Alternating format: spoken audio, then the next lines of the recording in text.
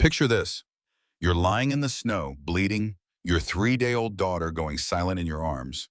Your husband's family just threw you down stone steps in a blizzard. They called you garbage, trash, nobody. What they didn't know? In 4 hours, you would inherit $2.3 billion, and you were about to make every single one of them pay. I'm Emma Harrington, and what you're about to hear is not fiction. This is the true story of how I went from dying in the snow to destroying an entire dynasty. How a family that thought they were untouchable learned the hardest lesson of their lives. Never underestimate the woman you throw away. They humiliated me for 3 years, filmed my worst moments for 500,000 followers, tried to steal my baby through a corrupt court system. They thought money and power made them invincible. They were wrong. Because when I walked into that boardroom 8 weeks later, platinum blonde, billion-dollar empire behind me, and 4 million people watching live. Let's just say their faces when they realized who I really was. That moment alone was worth everything. But here's what made it legendary. They had signed a consent form without reading it, just like they'd forced me to do. Karma has a beautiful sense of irony. Stay with me until the very end, because the courtroom twist, the FBI arrests, and what happened to each of them. You won't believe how this ends. And if you've ever been told you're nothing, if you've ever been thrown away, this story is for you. Before we begin, do me a favor. Hit that like button right now if you believe in justice. Drop a comment telling me what you would have done in my situation. And subscribe, because next week's story is even more insane than this one. Trust me, you don't want to miss it. Now let me take you back to where it all started. February 14th, Valentine's Day. The day my world shattered. They dragged me across marble floors, my 3-day-old daughter screaming in my arms, and threw us both down stone steps into a blizzard. What they didn't know. 4 hours later, I would inherit $2.3 billion, and I was about to make every single one of them pay. I'm Emma Morgan, and this is how I went from bleeding in the snow to destroying an entire family dynasty. Stay until the very end, because when they realized who I actually was in that boardroom, that footage went viral and ended them completely. You don't want to miss what happened when 4 million people watched them beg. Let me take you back to where it all started. 3 days earlier, I was lying in a hospital bed at Mercy General. My body was still recovering from an emergency C-section. The pain was unbearable, radiating from the incision across my abdomen with every breath. But nothing, absolutely nothing, compared to the emptiness I felt. My husband Michael hadn't visited me in 52 hours. Not once, I'd been counting. The nurses kept giving me these pitying looks, whispering when they thought I couldn't hear. I kept telling myself he was just busy with work, that he'd come soon. God, I was so naive. It was February 14th, Valentine's Day. The irony wasn't lost on me. Baby Grace lay in the bassinet beside my bed, her tiny face slightly yellow from jaundice. The doctor said it was common, nothing to worry about, but every time I looked at her, my heart clenched with fear. She was so small, so fragile, so perfect, and her father couldn't be bothered to meet her. I was still hooked up to IVs in both arms, still catheterized. The incision pain hovered around a 7 out of 10, even with the Percocet they were giving me every 4 hours. Every movement was agony. Around 11 p.m., my best friend Rebecca slipped into the room. She worked in the ICU downstairs and had been checking on me during her breaks. "Emma, honey," Rebecca said, her voice tight with something I couldn't identify. She looked worried. Actually worried, not just sympathetic. "I need to show you something. Please don't freak out, but you need to see this before someone else tells you." She handed me her phone. Instagram was already open. I stared at the screen, and my entire world shattered into a million pieces right there in that hospital bed. Michael's account. A photo of him with another woman. She was beautiful, glowing, and very clearly pregnant too. Her hand rested on her belly in that universal gesture of expectant mothers. They were at Le Bernardin, a 5-star restaurant I could never afford, somewhere Michael had never taken me. The caption read, "With my real family, finally honest, new beginnings, blessed with truth." Posted 6 hours ago, 47,000 likes. The comments were a mix of congratulations and confusion. "Wait, aren't you married?" someone asked. Who's the other woman? Another demanded. But most were just heart emojis and celebrations of his truth. I felt like someone had reached into my chest and crushed my heart in their fist. Emma, Rebecca said softly, it gets worse. He's been telling people at the hospital that you trapped him, that he's finally free to be with the woman he actually loves. 3 years of marriage, 3 years of trying so hard to be good enough for him, for his family, for their world. 3 years of love and devotion, all while he had someone else. My phone buzzed on the bedside table, an incoming call from an unknown number. I was too devastated to answer, too broken. I let it go to voicemail, barely registering that the caller ID had briefly flashed something. W. Harrington, private. I would never know my grandfather had tried to call me at 11:47 p.m. to arrange our first meeting. I would never know how close I had been to rescue. Dr. Morrison entered the room, discharge papers in hand. She was the OB/GYN who had delivered Grace, a kind woman in her 50s with gentle hands and concerned eyes. Mrs. Sterling, she said carefully, I need to discuss something with you. Hospital social services flagged some concerning dynamics. Your husband hasn't visited and there's been some... The door slammed open. Victoria Sterling stormed in first. My mother-in-law wore a designer coat that probably cost more than my car, a Hermes bag dangling from her arm, cold fury blazing in her eyes.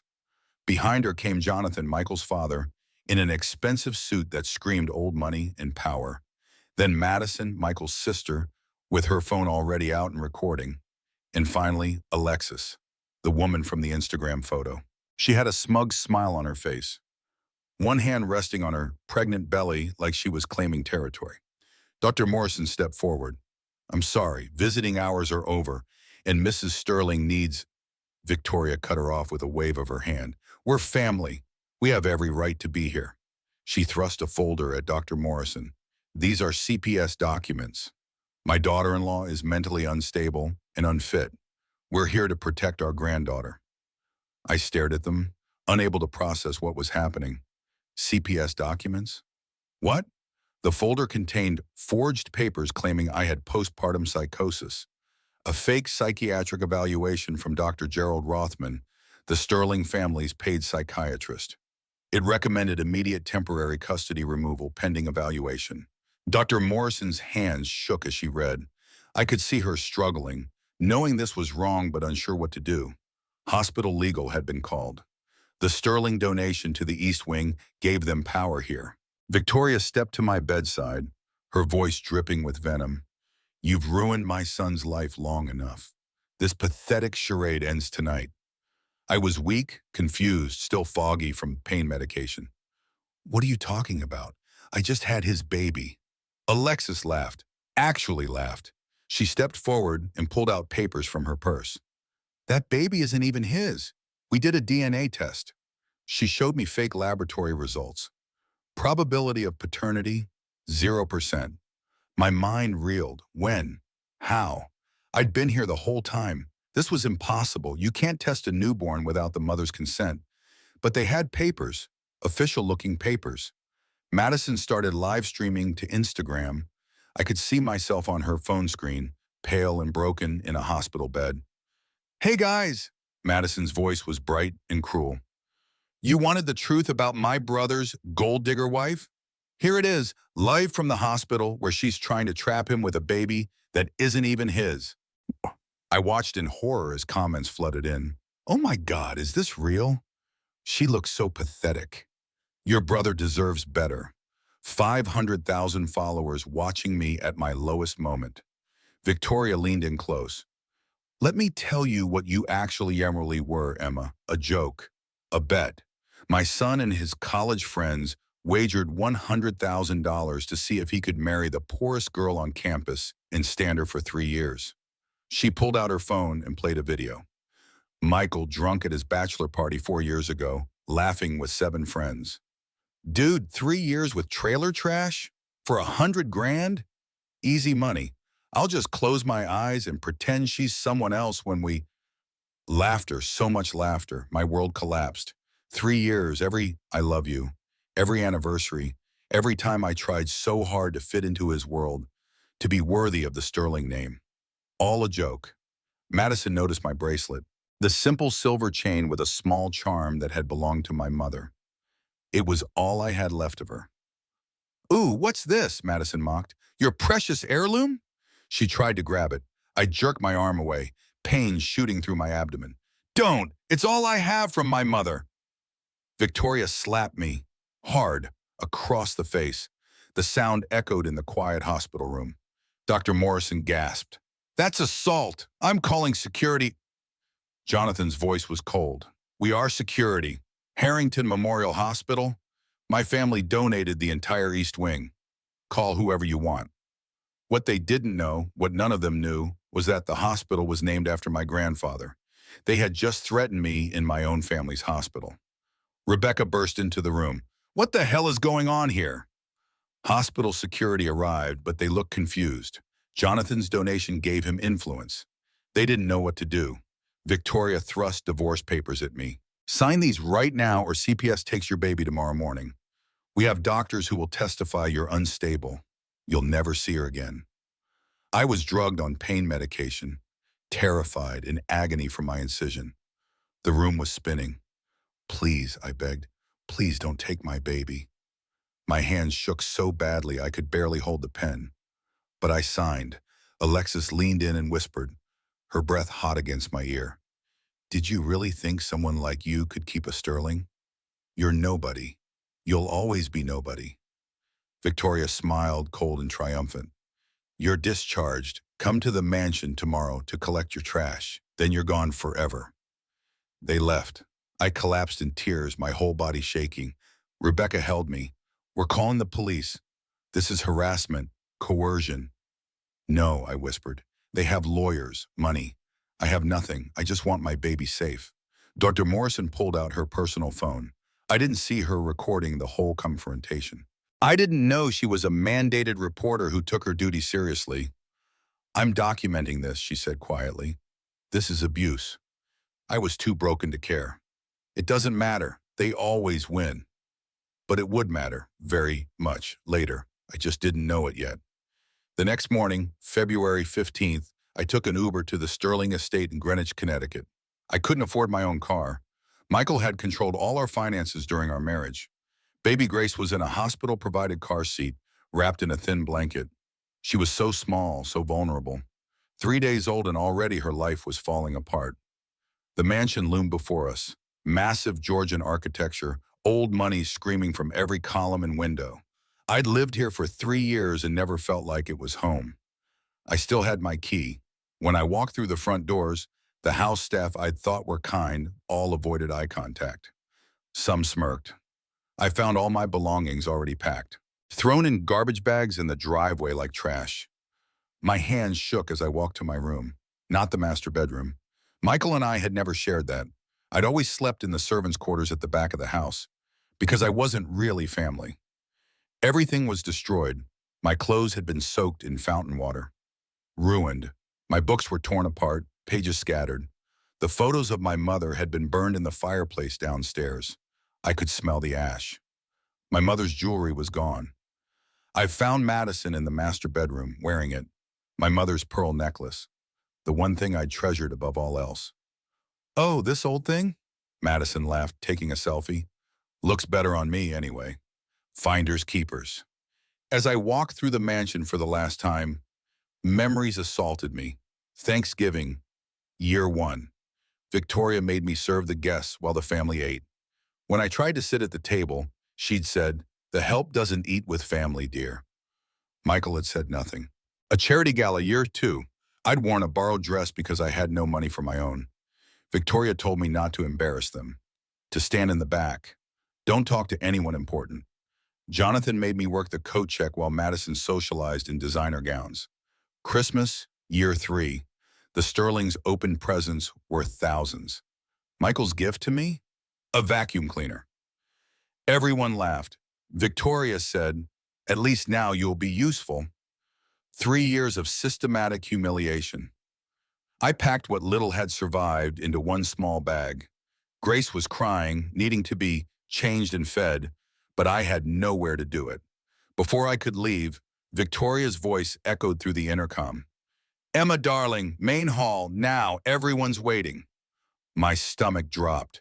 The main entrance hall was massive, marble floors that I'd been forced to scrub, a crystal chandelier that cost more than most people made in a year. The entire Sterling family was assembled like a court. Victoria stood at the center, the queen holding court. Jonathan beside her, the king. Madison on the stairs with her phone out, already recording. Michael leaning against the wall, unable to even look at me. And Alexis, draped on Michael's arm with that Victoria smile. 4 security guards I'd never seen before stood nearby. Big men, muscle for hire. Victoria's voice was cold.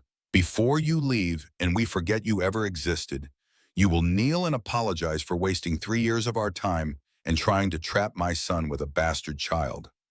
I held Grace closer. No, I'm leaving. Let me go.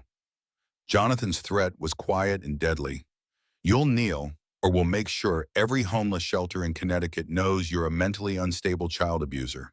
CPS will hunt you down. I'm not kneeling.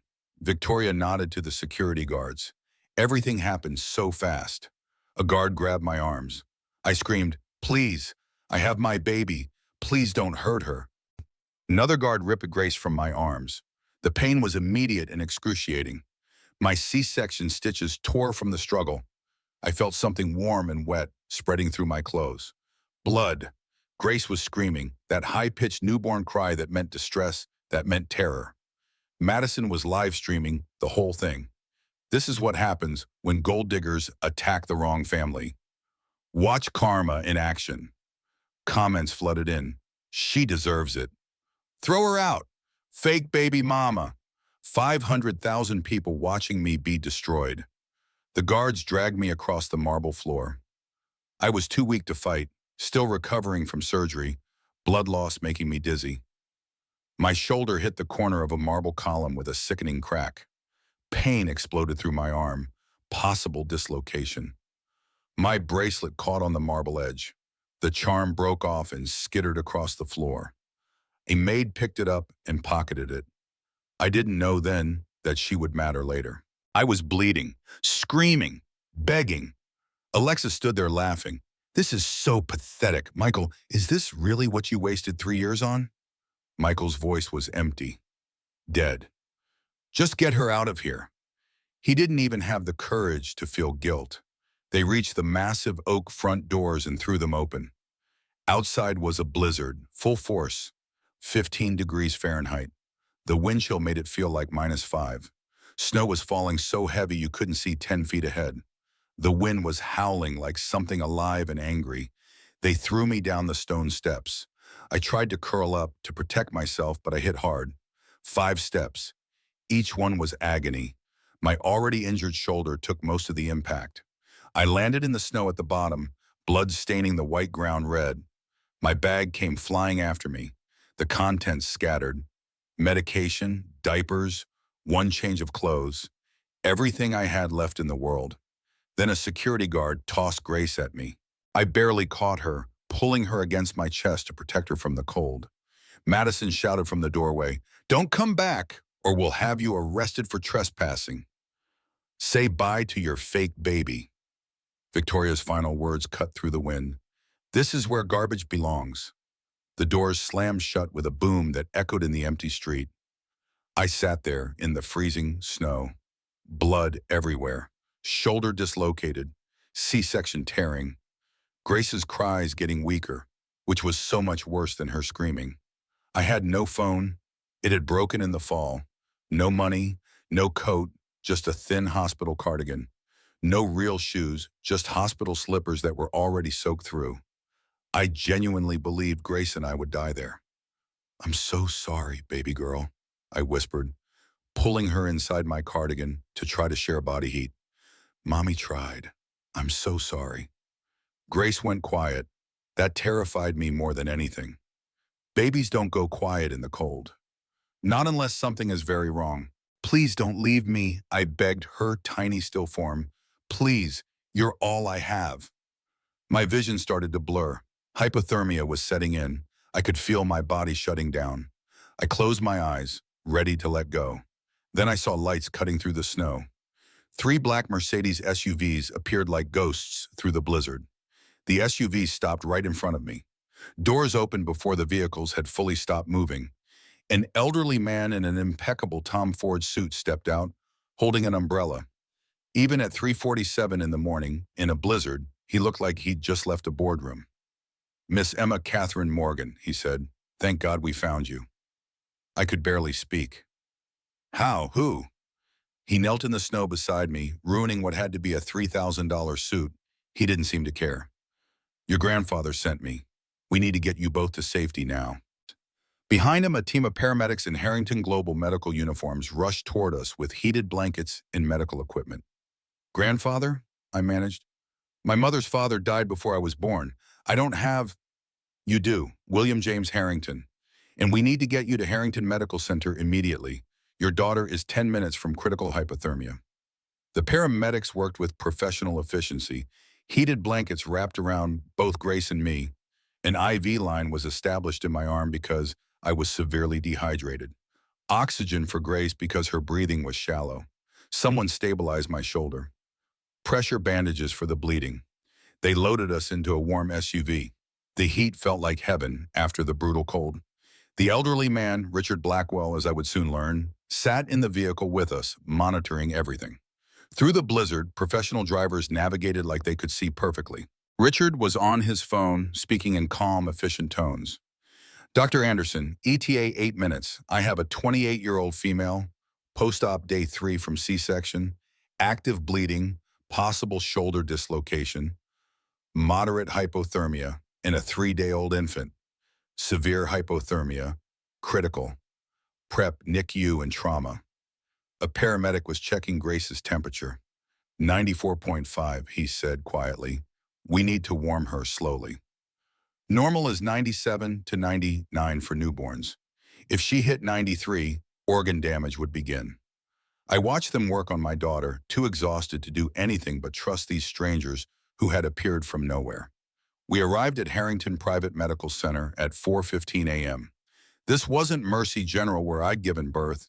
This was something else entirely. A private hospital for the ultra-wealthy, marble floors, art on the walls, rooms that looked like hotel suites. Grace was rushed to the NICU. A team of 6 specialists descended on her immediately. Warming protocols, monitoring, everything precise and careful. Dr. Anderson, the top pediatrician, spoke to me as they worked. "You got her here just in time. 5 more minutes and we'd be looking at permanent damage." I was taken to a private suite that looked like a room at the Four Seasons. They relocated my shoulder, which was excruciating but necessary, redid my C-section stitches, started a blood transfusion, IV antibiotics because exposure plus open wounds meant high infection risk, pain management that actually worked. I woke up at 11 a.m., 7 hours later, with sunlight streaming through windows. For a moment, I thought it had all been a nightmare. Then I saw my bandaged shoulder, the IV lines, the medical equipment. Panic seized me. "Grace, where's my baby?" Dr. Morrison entered, the same OBGYN from Mercy General. "Emma, breathe. Grace is stable. She's in NICU, being monitored. She's going to be fine." "What are you doing here? How—" "Mr. Blackwell called me, told me everything. I quit Mercy General this morning. I couldn't work for a hospital that let that happen to you." Rebecca rushed in next, hugging me carefully and crying. "Oh my God, Emma, when you didn't answer your phone this morning." I went to the Sterling mansion.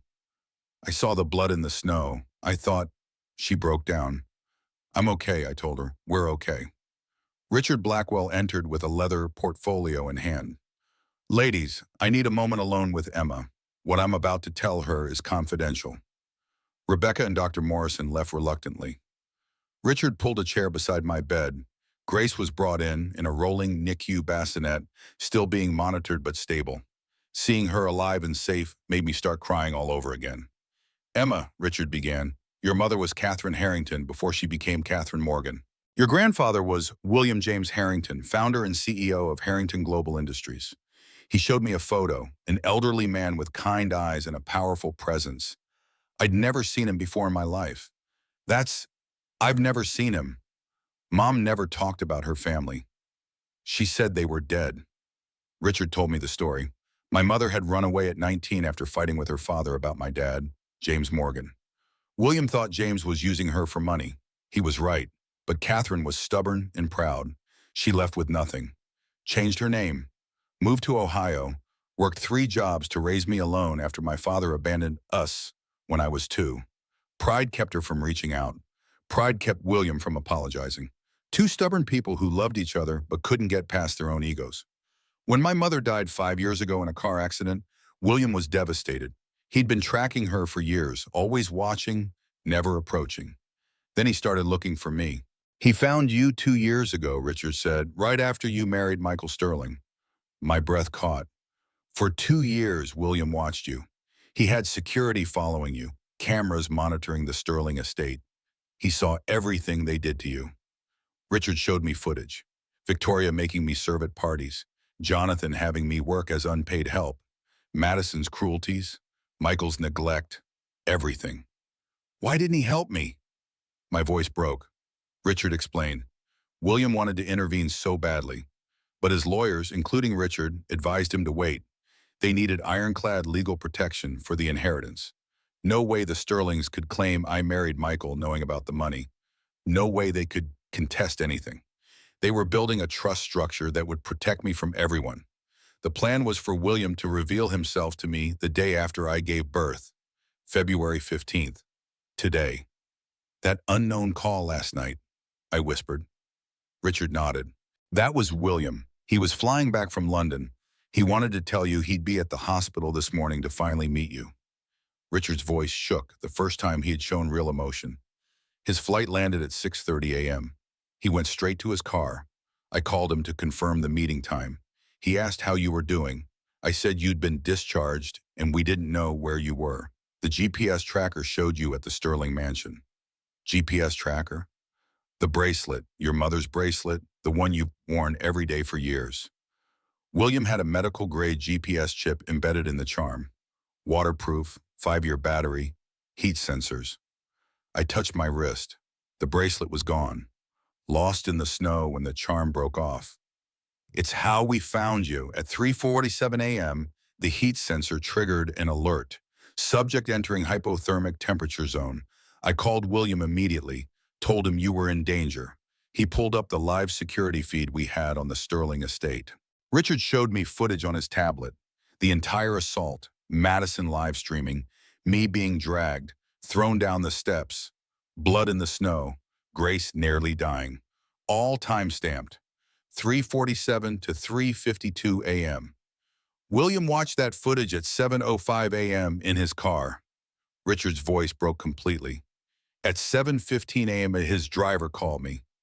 William had collapsed, massive heart attack.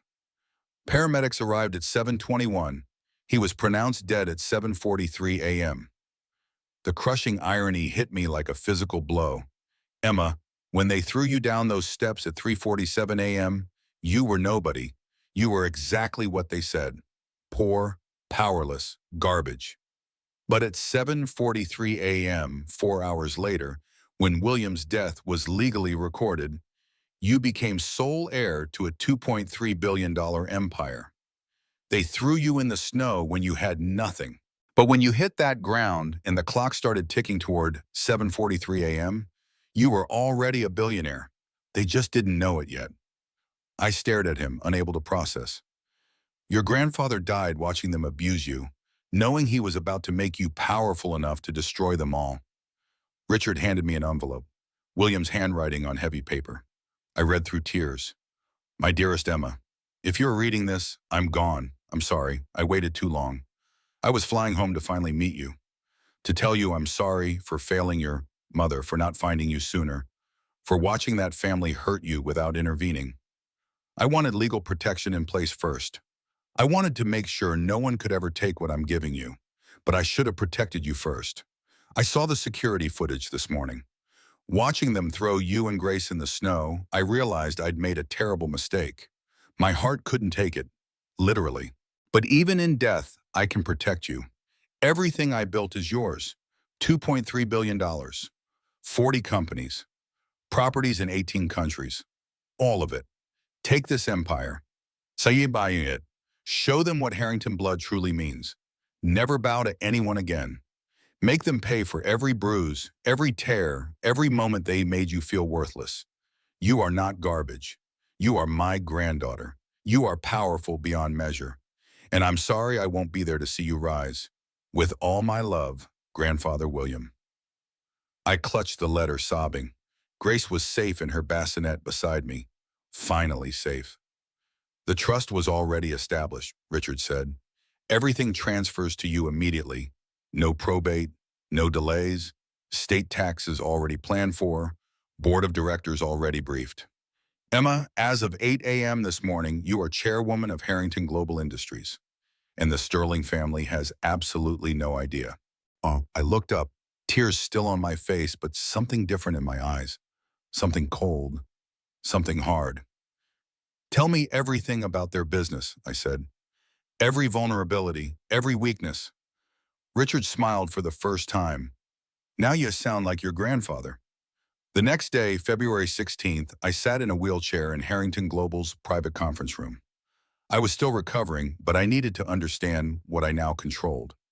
Grace was beside me in a designer stroller, cared for by Harrington Medical staff. She was healthy now, the jaundice fading, her color returning to normal.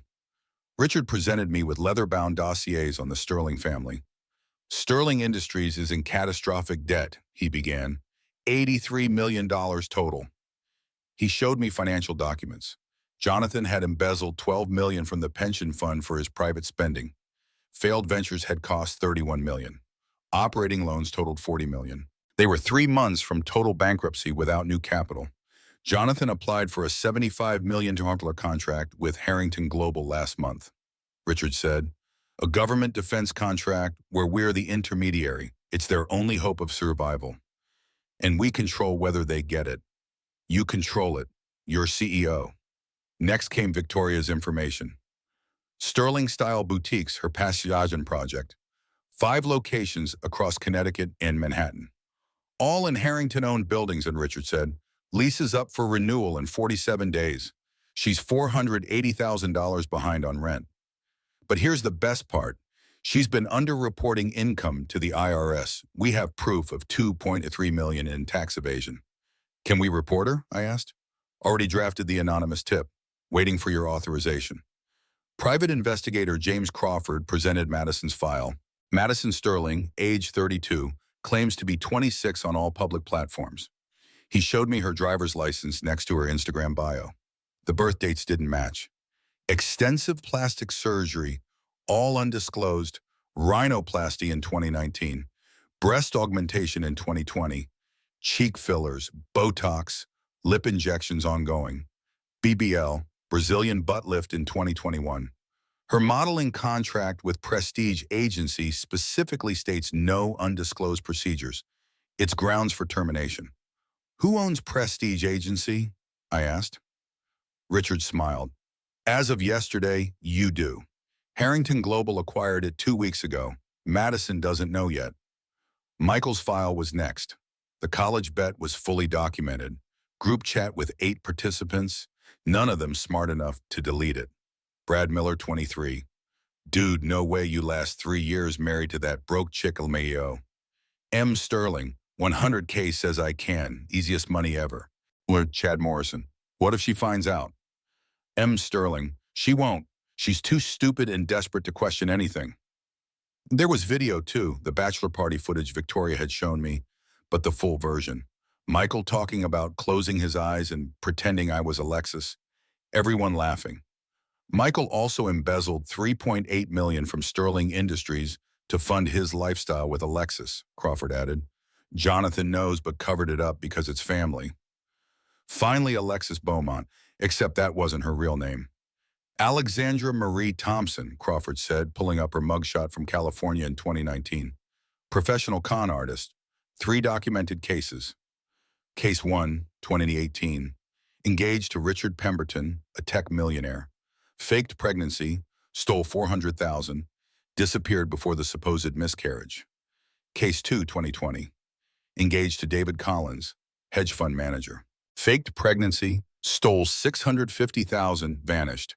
Case 3, 2021. Engaged to Marcus Whitmore, pharmaceutical executive. Faked pregnancy, caught before the payout.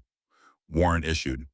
She's wanted in California for fraud charges, bail jumping, identity theft, wire fraud. The pregnancy with Michael is also fake. We traced the ultrasound image. She bought it on a dark web forum for $200. Does Michael know any of this? I asked. Not yet. I thought about it. If I expose Alexis now, Michael becomes sympathetic. Poor man fooled by a con artist. Richard looked impressed. You're learning fast. We save Alexis for later, when it does maximum damage. Over the next 8 weeks, I transformed. Week 1 was physical recovery and business basics. Physical therapy for my shoulder and C-section. Learning to hold grace while reading quarterly reports. Richard teaching me to read financial statements. Attending board meetings, silent and observing, learning every division of Harrington Global. Week 2, I became a businesswoman. An MBA crash course with Harrington executives. Learning Sterling Industries' vulnerabilities. Taking notes furiously, asking sharp questions that impressed the executives. My first solo presentation to the board about the tech division. I crushed it. Week 3 was my physical transformation. Designer shopping, Tom Ford suits, Armani blazers, Louboutin heels. My hair changed from soft brown to sleek platinum blonde with balayage. Professional makeup lessons, media training for voice, posture, commanding presence. Stand like you own the room, my coach said, because you do. Week 4, I learned power, self-defense classes, Krav Maga. I would never feel helpless again. Negotiation workshops with Richard, meetings with company lawyers, learning how to destroy someone legally. I practiced my boardroom face in the mirror, cold, powerful, unbreakable. Weeks 5 and 6, the strategic moves began. Harrington Global quietly bought Sterling Industries' debt from 15 creditors. A shell company purchased Madison's modeling agency. We hired forensic accountants to audit Victoria's boutiques, prepared evidence packages for the IRS. Week 7 was about setting the trap, preparing the boardroom presentation with the graphics team. I forced myself to watch footage of my own assault. Recovery of security footage from the Sterling estate, courtesy of the maid who had pocketed my bracelet charm. She came forward when Emma paid her $50,000 for the charm and the footage she'd secretly recorded on her phone. Anonymous leaks to gossip blogs about Madison. Scheduling the business meeting with Jonathan. Week 8, final preparations. I practiced my boardroom speech in front of the mirror. Grace was now 2 months old, healthy and happy, cared for by a professional nanny team. I stood in my full power suit, platinum hair perfect, red lipstick applied with precision. I looked in the mirror and barely recognized the woman staring back. Let's destroy them, I said. The meeting was set for April 12th. They had no idea who they were about to face. April 2nd, 10 days before the boardroom meeting. Madison was still posting daily on Instagram, a beach vacation in Turks and Caicos, funded by her parents. Caption, 26 and living my best life. Blessed, natural beauty, no filter. 486,000 followers. Comments gushing about how perfect she was. Madison felt invincible. I called her from my old phone number, the one she still had saved. She answered laughing. I could hear Alexis and Victoria in the background. Oh my God, the trash is calling me. Let me put you on speaker. Emma, how's life in whatever gutter you're living in? Did you find a homeless shooter that takes babies? I kept my voice quiet, broken, acting. I just wanted to know if you'd reconsider the CPS case. Please, I miss Grace so much. The CPS case had been dropped in week 1 due to no evidence, but Madison was cruel enough to pretend it was still active. Oh, honey, CPS didn't want your baby either. You're such a pathetic mother. But hey, at least Michael and Alexis's wedding is next month. You're invited to watch from the servants' entrance. Cackling laughter. Victoria in the background. Tell her we already forgot she existed. Alexis. Tell her Michael says the past 3 years were the worst of his life. More laughter. You know what, Emma? You were always nobody. You'll always be nobody. Thanks for the entertainment, though. Bye. She hung up, their laughter echoing. I was in Harrington Global office. Phone on speaker. Richard and Crawford listening. My face was ice cold. No emotion. Did you get what you needed? Richard asked. Yes. Deploy Madison package. Now. April 3rd, 6 a.m. Elite Secrets gossip blog published. Instagram influencer. Madison Sterling, the lies behind the likes. Full expose with receipts. Real driver's license showing she was 32. Medical records showing all plastic surgeries obtained legally through medical billing audits. Before and after photos. Comparison of her natural beauty claims versus surgical reality. Financial documents showing parents funding 70% of her influencer lifestyle. Screenshots of her lying to brands about her age. The article went viral. Within 2 hours, Madison Sterling Exposed was trending #1 on Twitter. TikTok videos analyzed every photo for surgery evidence. Beauty YouTubers made videos titled, Madison Sterling Lied to Us. Sponsors started canceling. Sephora, breach of contract, misrepresentation. Fashion Nova, we require honesty, you're terminated. Flat Tummy Tea, we're ending our partnership effective immediately. 12 more brands pulled out within 4 hours. At 9 a.m., Prestige Modeling Agency sent an email. Dear Madison, due to contractual violations regarding undisclosed procedures and age misrepresentation, we are terminating your contract effective immediately. Please return all agency property by COB today. Madison had no idea I owned the agency. At 11 a.m., she went on Instagram Live crying, makeup running. You guys, this is all lies. I'm 26. I've never had surgery. This is photoshopped. Someone is trying to destroy me. Comments flooded in. We have your driver's license, Sias. Just admit it. You lied to us. Unfollow. 47,000 people watched her melt down in real time. Her follower count dropped like a stone. 486,000. 450,000. 420,000. 380,000. Madison sobbed on camera. Please, I don't know who's doing this, but please stop. Victoria called her. Get off Instagram now. You're making it worse. Mom, someone leaked everything, my medical records. How is that even legal? I don't care. Fix this. Within a week, Madison's followers dropped to 180,000. No sponsors, no agency, gossip blogs writing follow-up articles daily. Her name was a punchline. She called Victoria, desperate. Can you have Dad make this go away? Your father has his own problems. Sterling Industries is in trouble. Figure it out yourself. I watched the news coverage with Richard. Phase 1 complete. Madison neutralized.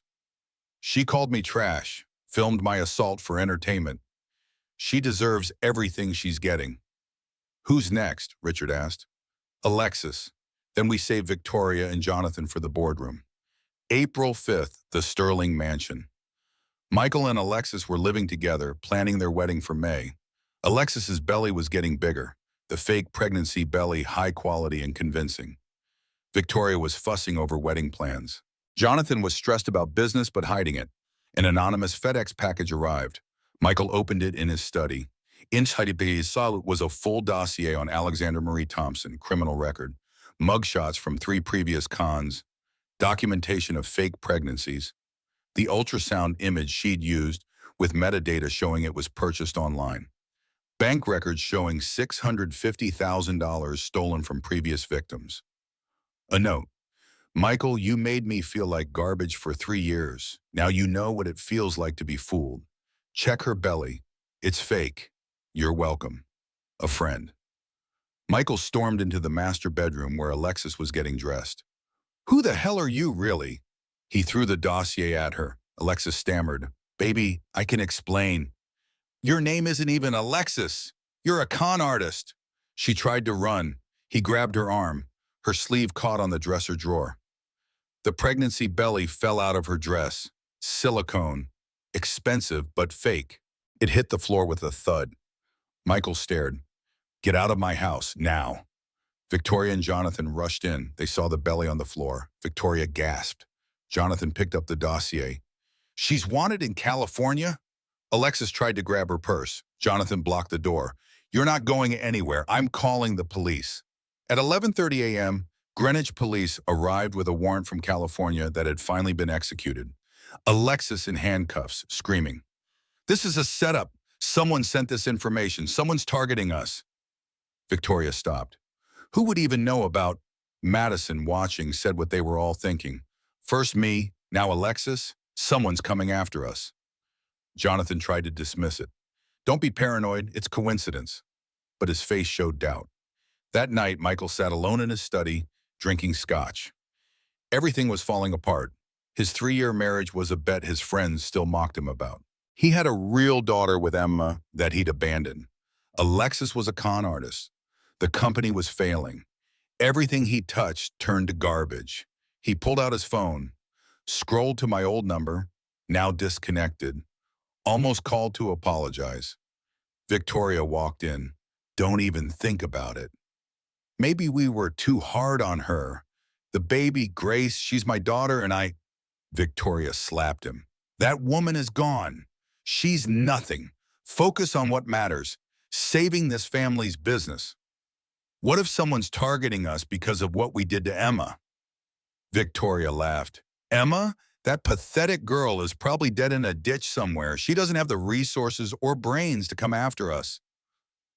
I watched them via hacked security feed, hearing every word.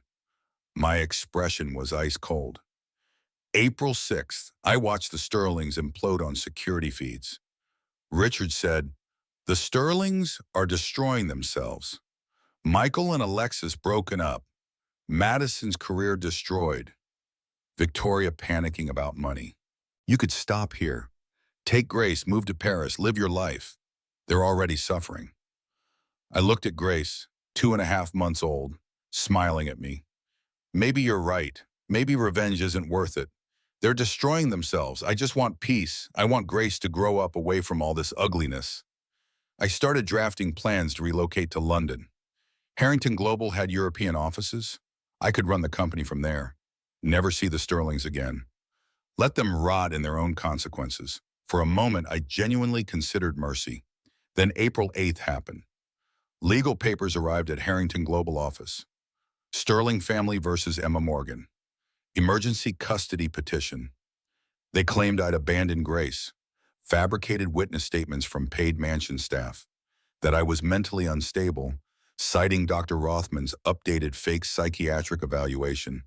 That the Sterling family could provide a stable 2-parent household.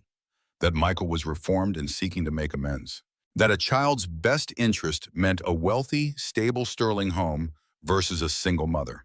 Emergency hearing scheduled for April 11th, 3 days away.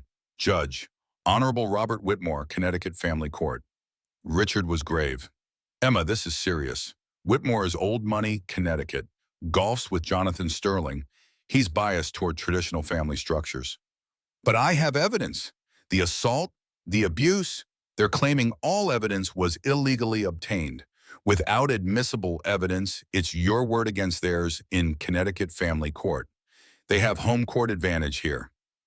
The realization hit me like a physical blow. I have $2.3 billion and I can still lose my daughter? Money doesn't always win in family court, especially when the judge is compromised.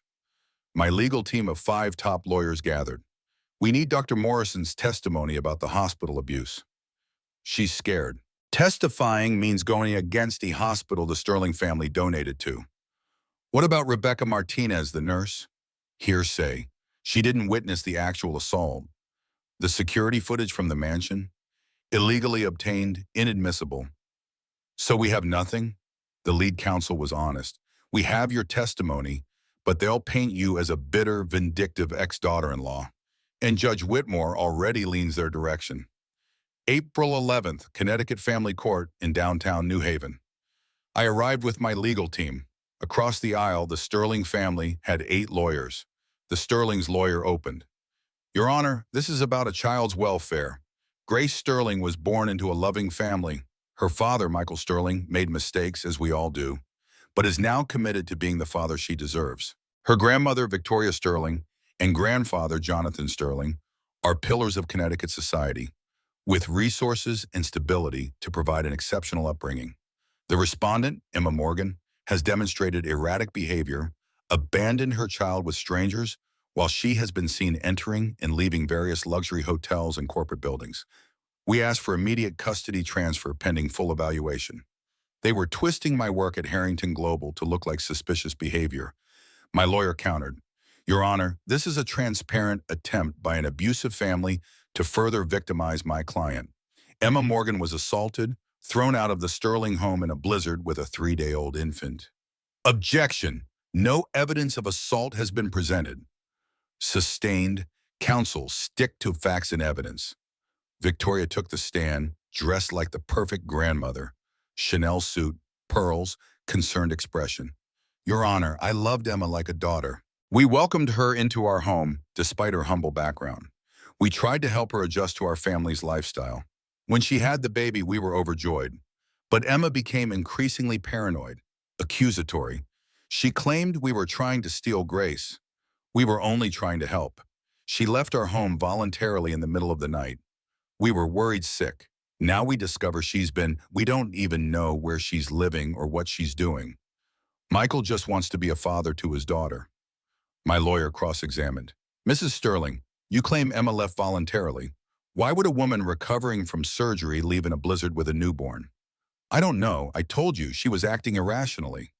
"Did you or anyone in your family put your hands on Emma Morgan?" "Absolutely not. That's a vicious lie." "What about this?" My lawyer tried to show Madison's Instagram footage. Objection. That footage was obtained without consent and has been edited. Sustained. I will not consider illegally obtained evidence. Madison testified, coached, and subdued after her public humiliation. Emma always resented our family. She was jealous of me, of our lifestyle. The night she left, she was screaming at my mother, threatening us. We tried to calm her down, but she ran out into the snow. I was scared for the baby. That's why I recorded, to document her erratic behavior for CPS. Michael gave the performance of his life. "Your Honor, I made terrible mistakes. I was a bad husband. I neglected Emma. I'm ashamed. But I love my daughter. I want to be her father. I'm in therapy now, working on myself. My family can provide stability, a home, resources, a future. Emma, I don't even know where she's living. How can she care for Grace properly?" Then I took the stand. I told the truth, the bet, the abuse, the hospital ambush, being thrown in the snow. The Sterling's lawyer destroyed me. "Ms. Morgan, you claim abuse, but you have no evidence. No police reports, no hospital records of this alleged assault, no witnesses besides friends who would naturally support you. Isn't it true you're simply a bitter ex-wife trying to keep a father from his child?" "No, they threw me down the steps. I have footage. Footage you obtained illegally by hacking their security system." Objection. Overruled. Answer the question, Ms. Morgan. Someone recovered it for me. So you admit to obtaining it through illegal means. Judge Whitmore delivered his ruling. This is a difficult case. However, I must prioritize the child's best interest. While I find Ms. Morgan to be a caring mother, I am troubled by the lack of concrete evidence supporting her allegations. Conversely, the Sterling family has demonstrated resources, stability, and a genuine desire to provide for Grace. Therefore, I am granting temporary custody to Michael Sterling and the Sterling family, pending a full 30-day evaluation period. Morgan will have supervised visitation twice weekly. My world ended. No, please. Grace was brought from the waiting room. I held her, sobbing. "No, please don't take her. Please." A social worker gently removed Grace from my arms. Victoria took her, smirking. Grace was crying, reaching for me. I collapsed. This was worse than the snow, because this time I had money. I had power. I had resources. I had everything. And I still lost. The system had failed me. On the courthouse steps, cameras flashed. Media was covering the case. Victoria carried Grace to the Sterling car, Madison beside her looking victorious. Michael wouldn't even look at me. That night, alone in the Harrington Global penthouse suite, I stared at Grace's empty crib. I called Richard. I tried to do this right, legal, civilized, by the rules, and they still won. They took my daughter. We'll appeal. We'll fight. No. My voice changed, cold, final. No more rules. No more playing their game. You told me I own the board. Fine, I'm flipping it over. Set up the contract meeting. I want all of them in that room. April 12th, tomorrow. Emma, are you sure? They want war? They'll get annihilation. Between midnight and 6 a.m. I worked. I called Dr. Morrison. I need you to testify. I'll protect you, please. She was crying. I'm scared. So am I, but we do it anyway. Crawford found Madison's undeleted Instagram live stream from the hospital, stored on Instagram servers. Legally accessible. My lawyers filed an emergency motion with new evidence. I didn't sleep. I put on my armor. White Tom Ford suit. Platinum hair perfect. Red lipstick. I looked at myself in the mirror. Let's end this. April 12th, 2 p.m., Harrington Global Headquarters, Midtown Manhattan, 52nd floor. The Sterling family arrived in their Lexus. Their Mercedes had been repossessed, replaced with an older model. They looked diminished. Jonathan's suit didn't fit quite right anymore from stress weight loss. Victoria's jewelry was clearly costume, not real. She'd had to pawn the real pieces for rent.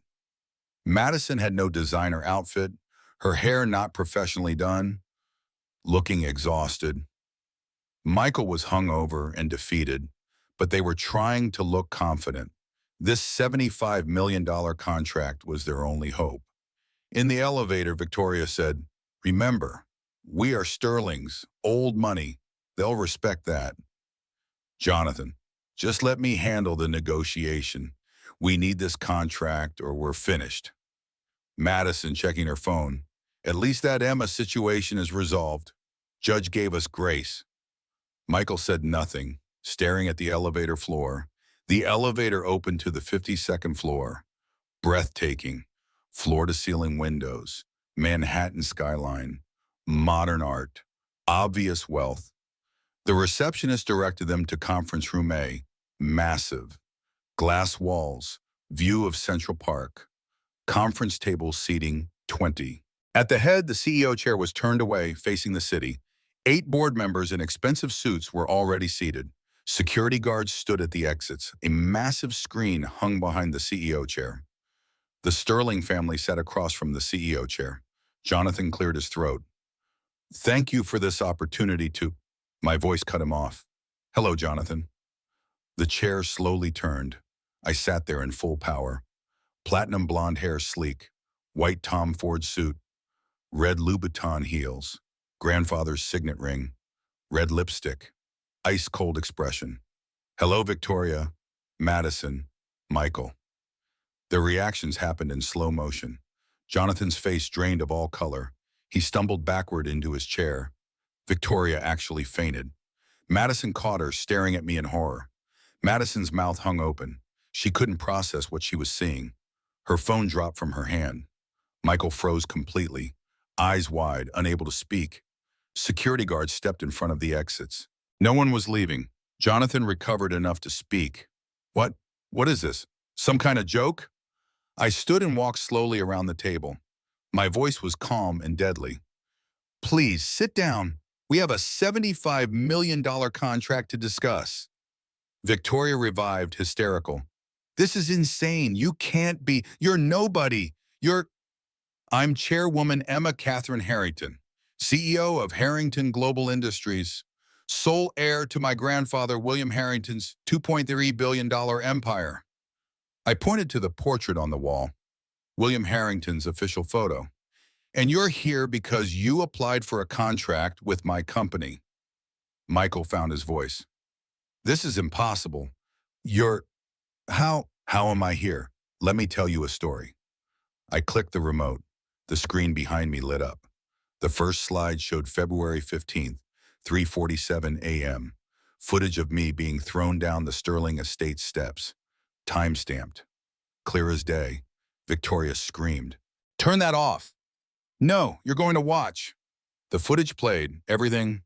Madison live streaming, me dragged across marble, blood on the floors, Victoria demanding I kneel. Security ripping Grace from my arms, me thrown down the steps. Blood in snow, Doors slamming. The boardroom went silent. Even the executives who hadn't seen this looked horrified. February 15th, 3:47 a.m. You threw me down those steps. At that moment, I was exactly what you said. Nobody. Poor, powerless, garbage. The next slide showed William James Harrington's death certificate. Date of death, February 15th, 7:43 a.m. 4 hours later, my grandfather died of a heart attack after watching security footage of what you did to me. His will made me sole heir, effective upon his death. I paused for maximum impact. So when you threw me in that snow at 3:47 a.m., I was nobody. But when I hit the ground and the clock started ticking toward 7:43 a.m., I was a billionaire. You just didn't know it yet. Victoria whispered, "Oh my God." Unaware his wife had just inherited a billion-dollar empire, her in-laws and mistress threw her into the snow. That's quite a headline, isn't it? Now let's discuss your situations. The next slide showed Jonathan Sterling's financials, all in red. Sterling Industries, $83 million in debt, except it's not $83 million anymore. I own $75 million of that debt as of 3 weeks ago. Bought it from your creditors at a discount. I'm calling it due today. You have 48 hours to pay in full, or I seize every asset. Jonathan tried to speak. He couldn't. Oh, and this? The FBI logo appeared, email chains showing Jonathan's embezzlement of the pension fund. The FBI received these documents at 9 a.m. this morning. Expect charges by end of week. Next slide, Victoria Sterling's boutiques. Sterling-style boutiques. 5 locations, all in my buildings. You're evicted, effective today. Locks will be changed at 5 p.m. You're also $480,000 behind on rent. I'm suing for back rent plus damages. And one more thing. The IRS logo appeared. The IRS received documentation of $2.3 million in tax evasion yesterday. Expect an audit. A photo appeared of Madison wearing my mother's jewelry. And I'm suing you personally for $5 million for theft of my mother's heirloom jewelry. Victoria gasped, clutching her chest. Next slide. Madison Sterling. Before and after photos of her scandal. Your modeling career? Destroyed. Your influencer status? Gone. But here's my favorite part. Video played, Madison's Instagram live from the hospital. Full footage of her live streaming my abuse. This was broadcast publicly to 500,000 people. It's admissible evidence. The Greenwich Police Department received this footage this morning. Assault charges filed. Madison started crying. Next, Michael Sterling. The college bet video played in full. Every cruel word, every laugh, every degrading comment about me. This goes to every major media outlet at 6 p.m. today. Your embezzlement of $3.8 million from Sterling's Industries, also reported to the FBI. But here's the part that really matters to you. Final slide, custody case. About Grace. New footage appeared. Dr. Morrison's phone recording from the hospital. Clear audio of threats and assault. Madison's Instagram live. Legally admissible as a public broadcast. Testimony from 3 former Sterling estate staff who I'd paid to tell the truth. Emergency motion filed this morning with Connecticut Family Court. New evidence. Different judge. Hearing scheduled for tomorrow morning. You'll never see Grace again. Michael lunged across the table at me. You bitch, you ruined everything. Security tackled him to the ground. I didn't even flinch. Michael was on the ground, security holding him down. You ruined my life. We gave you everything. I leaned down and spoke quietly, just for him. You gave me nothing. You married me as a bet. You let them abuse me for 3 years. You abandoned your daughter when she was 3 days old. I didn't ruin your life, Michael. You did. Victoria fell to her knees, actually begging. Please, please. We can make a deal. We'll give you anything. I'll apologize. You have nothing I want. I walked to her and looked down. You called me garbage. You said I was nobody. You said I belonged in the snow. But garbage doesn't own a $2.3 billion empire. Garbage doesn't destroy dynasties. You didn't throw away garbage, Victoria. I leaned in close. You threw away a queen. Jonathan, defeated, tried one last time. The contract, please, we need... There is no contract. There never was. This meeting was never about business. It was about you understanding exactly who you destroyed and exactly who destroyed you back. I picked up the remote again. Oh, one more thing. The screen changed to show a YouTube live stream. Current viewers, 4.2 million. This entire meeting has been live streamed to my private YouTube channel. 4.2 million people just watched this entire conversation. Comments flooded the screen. Holy shit. She is a queen. They deserve everything. This is the greatest revenge I've ever seen. Emma Harrington is my hero. Madison's voice was shrill. You can't. That's illegal. We didn't consent to. Check the NDA you signed when you entered this building. Clause 47. Media consent for business meetings. I handed Victoria the paper she'd signed without reading. You didn't read it. I learned that from you. Always read what you sign. It was a callback to the hospital scene where they'd forced me to sign divorce papers. Security escorted them out, not gently. Victoria was being dragged. You'll regret this. We'll sue. We'll sue me with what money? You're bankrupt. Goodbye, Victoria. Madison was sobbing. I'm sorry. I'm so sorry. Please. You filmed my worst moment for entertainment. You wanted me to go viral for being humiliated. Congratulations. You're viral now, too. Michael met my eyes one last time. Emma, please. Grace, she's my daughter. No, she's my daughter. You're just a sperm donor who abandoned her. You'll never see her again. Security pulled him out. Jonathan just walked out silently. Broken, defeated, his empire was over. I stood alone in the boardroom looking out at Manhattan. Richard entered. The stream is still live. 5.8 million viewers now. I nodded. My phone buzzed. Text from Dr. Morrison. Emergency custody hearing tomorrow. With new evidence, we'll win. Grace is coming home. I smiled for the first time in months. A real smile. Outside Harrington Global Building, the Sterling family exited to absolute chaos. 50 reporters, cameras flashing. Questions screamed, is it true you threw a newborn in the snow? Did you marry her as a bet? Are you being arrested? FBI agents were waiting. Jonathan Sterling, Michael Sterling, you're under arrest for embezzlement and wire fraud. Handcuffs. Rights read. Victoria and Madison weren't arrested yet, but they were mobbed by media. Madison's phone was buzzing with hate messages. Victoria was trying to hide her face. Twitter was trending worldwide. Sterling family exposed at #1. Emma Harrington at #2. Billion-dollar revenge at #3. The next morning, the emergency custody hearing took place. With Dr. Morrison's testimony, the hospital recording, and Madison's own public live stream, the judge ruled immediately. Full custody returned to me. The Sterlings were granted no visitation rights pending criminal proceedings. When they brought Grace to me, I held her and cried. She was safe. Finally, truly safe. 6 months later, October 15th, I was on the cover of Forbes. Emma Harrington, the CEO who rose from nothing. Harrington Global stock was up 40%. We'd expanded into 3 new markets. I sat in my office with Grace, now 8 months old, playing on a mat beside my desk. Rebecca visited. You did it. We did it, I corrected. The Sterling family's fate was sealed. Jonathan was convicted. 12 years in federal prison for embezzlement. Victoria was under house arrest. Bankrupt. Working retail at a department store to pay her IRS debt. Living in a studio apartment. Madison faced no criminal charges, but her career was destroyed. She worked customer service at a call center.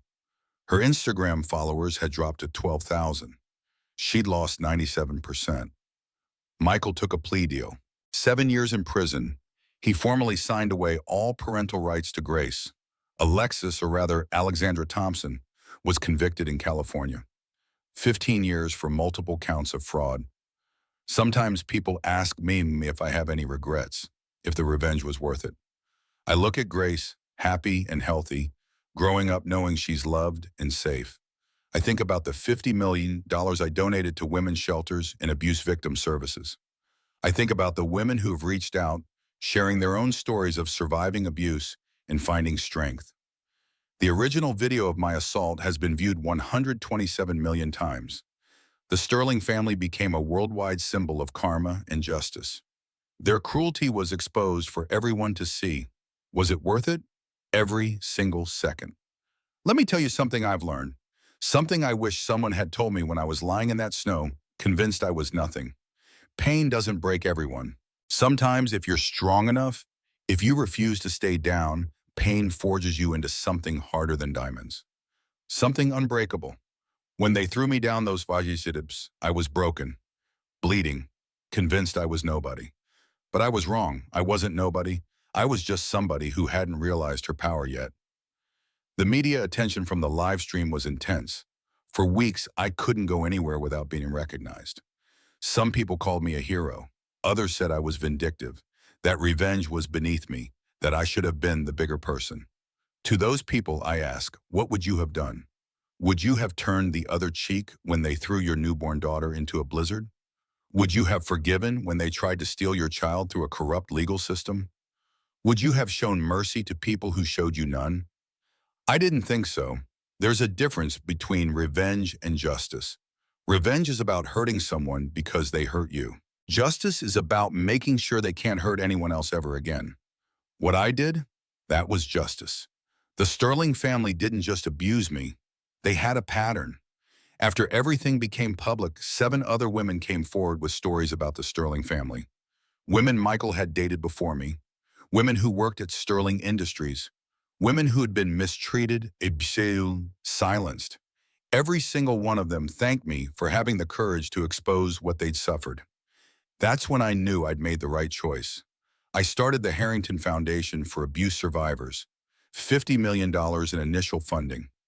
We provide legal assistance, therapy, safe housing, and job training for people escaping abusive situations. We've helped over 2,000 people in 6 months. Grace will grow up knowing that when someone tries to make you feel small, you have 2 choices. You can believe them, or you can prove them wrong.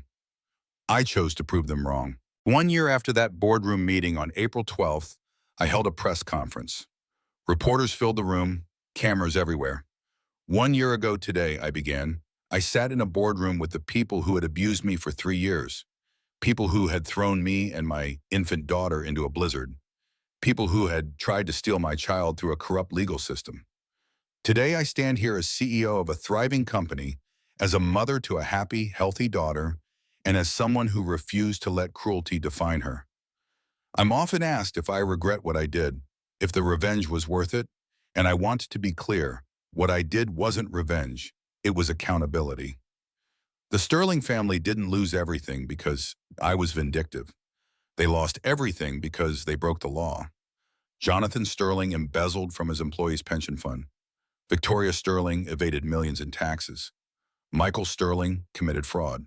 Madison Sterling assaulted me and broadcast it to 500,000 people. I didn't destroy them. They destroyed themselves. I just made sure everyone could see it. To anyone out there who's in their own snow, in their own moment of absolute despair, I want you to hear this. You are not garbage. You are not nobody. You are not whatever cruel thing someone called you when they were attempting to break you. You are powerful. You are worthy. You are enough. Get up, dust yourself off, and show them exactly who you are. The room erupted in applause. After the press conference, I went home to my penthouse. Grace was with her nanny, playing with blocks. When she saw me, she smiled and reached her arms up. I picked her up and held her close, breathing in that sweet baby smell. You know what, baby girl? I whispered. Your mommy was almost broken, but she got back up. And one day when you're old enough, I'll tell you this whole story. I'll tell you that no matter what anyone says, you get to decide who you are. Not them, you. Grace giggled and grabbed my hair. I laughed.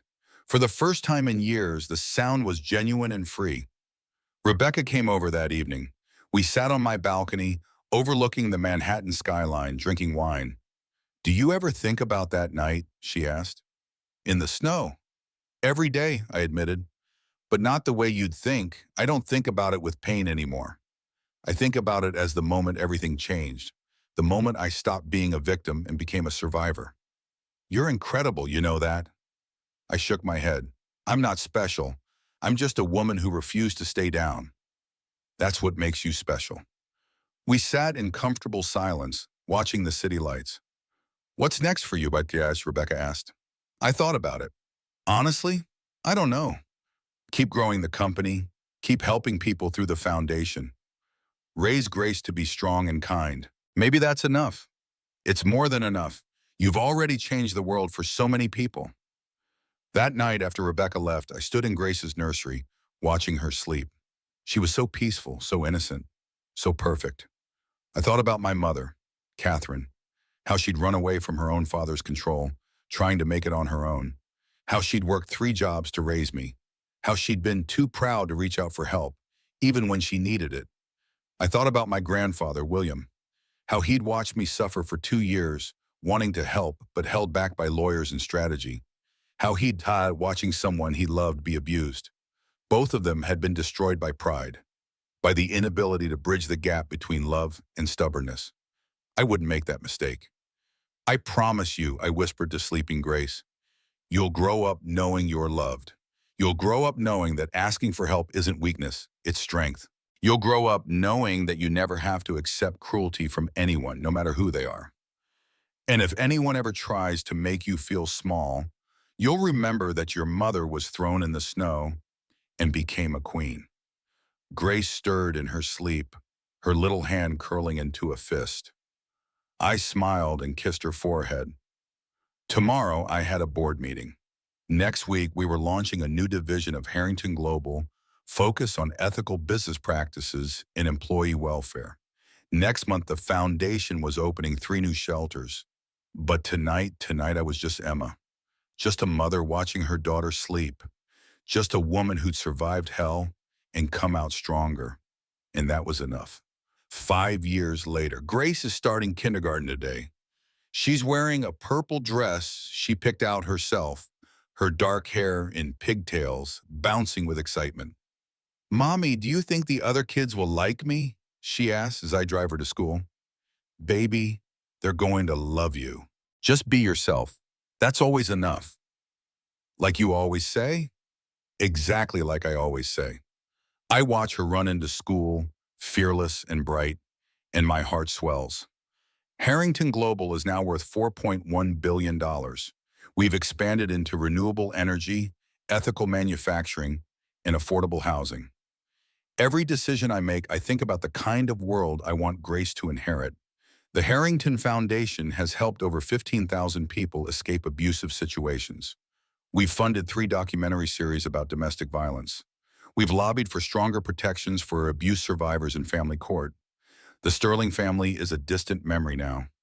Jonathan was released from prison last month after serving his full sentence. He's 67 years old, working as a sales associate at a hardware store. I heard he applied for a job at Harrington Global. The application was denied. Victoria is 73, still on house arrest, still working retail. She'll be paying off her IRS debt for the rest of her life. Madison is 42 now, though she'd hate me mentioning that. She works night shifts at a 24-hour diner. No social media presence, no followers, no fame, just an ordinary life, which to her is the worst punishment imaginable.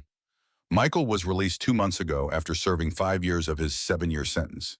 He tried to contact me once, asking to see Grace. I had my lawyer send him a cease and desist. He signed away his parental rights. He gets nothing. I heard he's working as a warehouse manager somewhere in New Jersey. He's engaged to someone new. I hope, for her sake, he's learned something. But I doubt it. Alexis is still in prison. 7 more years to go. As for me, I'm engaged. His name is David Collins. He's a civil rights attorney. We met at a fundraiser for the foundation. He knows my whole story. He loves me anyway. More importantly, he loves Grace like she's his own. When I told him about the Sterling family, about everything that happened, he said, "You know what I see when I look at you? Not a victim, not even a survivor. I see a woman who refused to let cruelty define her. I see strength." That's when I knew I could trust him with my heart. We're getting married next spring, small ceremony, just family and close friends. Grace is going to be the flower girl. She's already planned her entire outfit. Sometimes, late at night, I still dream about the snow, about the cold, about Grace's weakening cries, about thinking we were going to die. But I don't wake up screaming anymore. I wake up, go to Grace's room, watch her sleep for a minute, and remember, we survived. We more than survived. We thrived. Last week, a young woman came to my office. She'd reached out through the foundation. She'd been abused by her husband's family, thrown out with nothing, exactly like I had been. I saw your story, she told me, crying. I saw what you did, you. And I thought if she could do it, maybe I can too. I held her hand. You absolutely can, and you won't have to do it alone. We got her into one of our shelters, connected her with a lawyer, started her on therapy, helped her file a police report. 2 months later, she sent me a photo, her and her 2 kids smiling in their new apartment. The caption read, "We're free. Thank you for showing me that was possible." That's why I did it. Not for revenge. For that moment. For every woman who needed to see that you can be thrown in the snow and still become a queen. Today is April 12th, the anniversary of the boardroom confrontation. Every year on this day, I do something special. This year, I'm speaking at a TEDx event about trauma, resilience, and justice. I stand on stage, looking out at 5,000 people. When they threw me in that snow, I begin, I was convinced I was dying. I was convinced I was nobody. I was convinced that's what I deserved. I was wrong about all of it. Pain doesn't break everyone. Sometimes if you're strong enough, if you refuse to give up, pain forges you into something stronger than you ever imagined. I'm not special. I'm not superhuman. I'm just a woman who refused to stay down. To anyone out there in their own blizzard, in their own moment of despair, this is not your ending. This is your beginning. Get up, dust off the snow, and show the world exactly who you are. Because garbage doesn't build empires. Garbage doesn't change lives. Garbage doesn't inspire thousands of people to find their own strength. You're not garbage. You are not nobody. You're powerful beyond measure. And one day you'll look back at this moment and realize, this was when you became unbreakable. The standing ovation lasts 3 minutes. Afterward, hundreds of people line up to talk to me, to share their stories, to thank me, to tell me they're getting up too. That night, I'm home with Grace and David. We're making dinner together, something simple. Pasta, Grace's favorite. "Mommy, why do people always want to talk to you?" Grace asks, stirring the sauce carefully. Because Mommy's story helped them understand something important. What's that? That no matter what happens to you, you get to decide what it means. You get to decide who you become. Like you became a queen? I laugh. Something like that, baby. David kisses my temple. The queen who rose from snow. I like that, I say.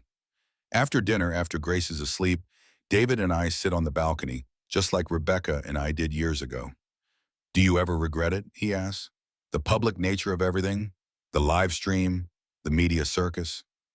I think about it honestly.